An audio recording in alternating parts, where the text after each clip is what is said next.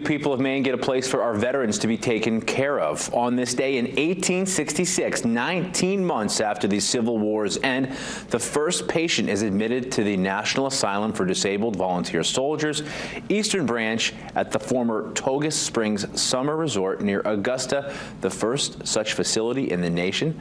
The hospital complex accommodates fewer than 400 patients at first, but an aggressive building program in the late 1860s eventually provides services for nearly 3,000 vets.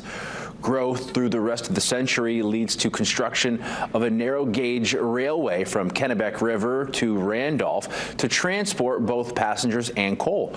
Togus offers band concerts, a zoo, a hotel, and a theater for Broadway shows, making it a popular spot for Sunday picnics.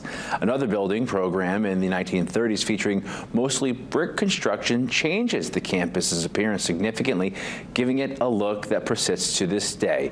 The facility, now known as the VA Maine Healthcare System Togus Campus. The full VA Maine Healthcare System, including outlying clinics, employs around 1,400 people.